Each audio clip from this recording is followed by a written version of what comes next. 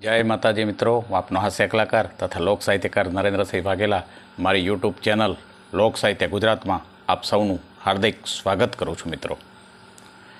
मित्रों मैं एक जणा ने हमणा कीधुं कि अपना वार केटला, तो ये के हाथ। मैं कीधुं नहीं 10, तो ये गोथुं खाई गयुं।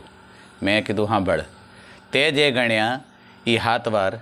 हवे 8मो वार गणी ले तहेवार, 9मो वार परिवार अने 10मो वार जमणवार।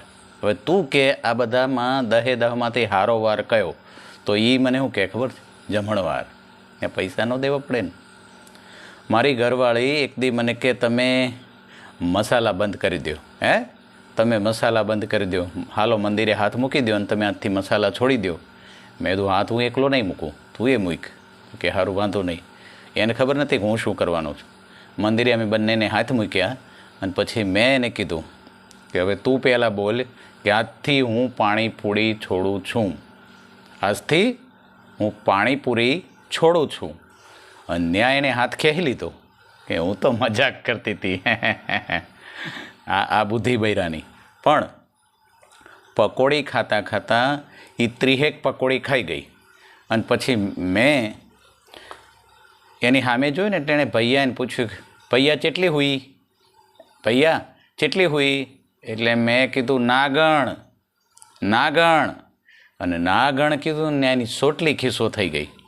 अने डीश खाली पाणीवाળી छांटा पाणी अंदर हतुं ने एमां ए डीश भैयाने माथामां पछाड़ी अने भैयो गभराई गयो बिचारो। थोड़ी वार तो ये कांई बोल्यो ज नहीं। मने के मैं कीधुं शुं थयुं? एटले मने कहे छे के तमे मने नागण कीधी, तमे मने नागण कीधी, हवे नथी खावी पकोड़ी। अरे मैं कीधुं तू ना गणीश एम हूँ कहेवा मागतो तो।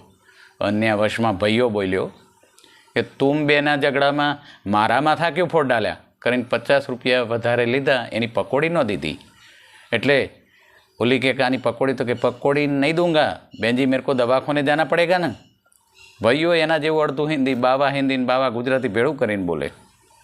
हवे बाथरूम में एक भाई एनो नळ लीक हतो, एटले कई वस्तु कोनी जोड़े ने केवी रीते मंगावी ए भान होवुं जोईए। एटले एणे बाथरूम में रहीने रहोड़ामां एनी पत्नीने बूम मारी के वांदरी पानू लावतो। अने वांदरी पानू न आव्युं। सणसणतुं वेलणनो घा थयो अने मिसाइल छूटे एम वेलण आव्युं, वेलण भाईना कपाळमां सोंट्युं। वेलण एना कपाळमां वाग्युं अने बहार निकळ्यो। એટલે કોઈ ભાઈ સામે મળ્યા એટલે એમણે કીધું કે આ ઢીમચું શાનું થયું? એટલે કે મધમાખીએ ડંખ દીધો છે। હવે ઓલું તો કહેવાય નહીં। અને ઓલો ભાઈ કહે છે તો કે ઘરમાં જૂનું વાંદરી પાનું પડ્યું હોય તો એનો કાટ લગાડી દો માથામાં। ઓલો માણસ કે આ વાંદરી મનોમન કે વાંદરી પાનાને લીધે તો આ ખાખટિયા થયા છે। પણ એક ડોશીમાં પડોશમાં એક દીકરાની બહુ પાણી હેલે ગઈ। ડોશી નવરા હતા એટલે ઓલી પડોશણના ઘેરે જઈને કે તમારી વહુ કેમ નથી દેખાતી?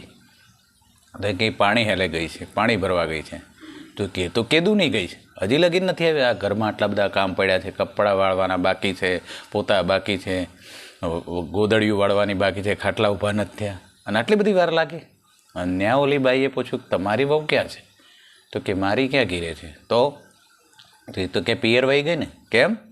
તો કે મારે એને ખાખટિયા થયા હતા। એટલે એ કહે છે ઘરમાં મારા હાહુ નહીં કાં તો હું નહીં કરીને પિયર વહી ગઈ। તો કે દીકરાને મોકલો તેડવા? તો કે દીકરાને તેડવા મોકલ્યો તો એને કીધું તું કે તું જઈને તેડી આવ। તો કે ના, એને આવવું હોય તો આ ફૂડી આવે, હું તેડવા નહીં જાઉં। એટલે ઓલી બાઈ કે તો પછી તમે તેડી આવો। તો તમે તેડી આવો તમારી વહુને? કે ના, હવે તો મોભારે ચડીને બિલાડાએ કે છે વહુ, તો અમે કહીએ હવ, પણ હું તેડવા નહીં જાઉં કારણ કે મારા હિસાબે તેને ખાખટિયા કર્યા છે। હું તેડવા જાઉં તો એમ જ કહે છે કે આ ઘરમાં તમે નહીં કાં તો હું નહીં। હોળિયું બધાના ઘરમાં હળગે છે, પણ અમુક દિવાળી ચાંપીને બીજાના ઘરમાં હળગાવે। પોતાનું પડી મૂકીને એને મોટો કંકાસ તો એના ઘરમાં હતો।